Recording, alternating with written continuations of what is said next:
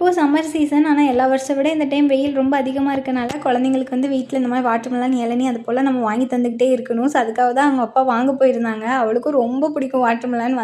வந்த உடனே கட் பண்ணி தர சொல்லிட்டா. ஸோ எல்லோரும் உட்காந்து சாப்பிட ஆரம்பிச்சிட்டோம். நெக்ஸ்ட்டு ஆஃப்டர்நூன் போல் லஞ்சுக்கு வந்து கருவாட்டு குழம்பு தான் செய்ய போகிறேன். அதுதான் நெத்திலி மீன் கருவாடு சொல்லுவாங்களா அதுதான். பட் எப்போவுமே செய்யாத விதமாக இன்றைக்கி வந்து புது விதமாக காயெல்லாம் போட்டு செஞ்சேன். கத்திரிக்காய், உருளைக்கிழங்குலாம் போட்டு இந்த மெத்தடில் செஞ்சு கொடுத்து சாப்பிட்டக்கப்புறம் மாமா வந்து எனக்கு எப்போவுமே கருவாட்டு குழம்பு செஞ்சால் இந்த மாதிரி செய், உண்மையாகவே நல்லாயிருக்கு அப்படி சொன்னாங்க.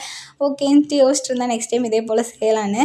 பட் உண்மையாகவே டேஸ்ட்டாக இருந்ததுங்க இந்த மெத்தடில் செய்யும்போது. உங்கள் யாருக்கெல்லாம் கருவாட்டு குழம்பு பிடிக்காது அப்படின்னு எனக்கு கமெண்ட்டில் சொல்லிட்டு போங்க. எனக்கும் பிடிக்காமல் இருந்தது. பட் கல்யாணத்துக்கு முன்னாடி இதெல்லாம் சாப்பிட்டு பழகிட்டேன். எனக்கும் ரொம்ப பிடிக்கும். தேங்காய் வந்து இந்த குழம்புக்கு அரைச்சி ஊற்றுறத விட தேங்காய் பால் எடுத்து ஊற்றும்போது இன்னுமே டேஸ்ட்டாக இருக்கும். நீங்களும் அந்த மெத்தடில் செஞ்சு பாருங்கள். நாங்களும் நல்லபடியாக சூப்பராக வந்து எல்லோரும் உட்காந்து சாப்பிட்டு முடிச்சிட்டோம். நெக்ஸ்ட் வந்து ஈவினிங் போல் வந்து ஸ்வீட் கார்ன் பாயில் பண்ணியிருந்தேன். பாப்பாவுக்கு போட்டு தரலாமே எடுத்துகிட்டு இருந்தேன். அவளுக்கு இந்த மாதிரி ஒரு கப்பு வந்து வாங்கியிருக்கோம். ஸோ இது வந்து ரொம்ப யூஸ்ஃபுல்லாக இருக்குது. அவள் எப்படி தான் கமுத்துனாலும் அது கமறதில்லை. ஸோ சூப்பராக இருக்குது. ஈவினிங் போல் நானும் உட்காந்து சாப்பிட ஆரம்பிச்சிட்டேன். கொஞ்சமாக நானும் மாமாவும் ஷேர் பண்ணி. நெக்ஸ்ட் பாப்பா கூட கொஞ்சம் நேரம் விளாட்லாமேன்னு விளாண்டுருந்தோம். அப்படியே விளாண்டதோட இந்த டேவும் சூப்பராக முடிஞ்சது. இதே போல் மோர் வீடியோஸ் பார்க்க நம்ம சேனலை சப்ஸ்கிரைப் பண்ணிக்கோங்க. பாய்.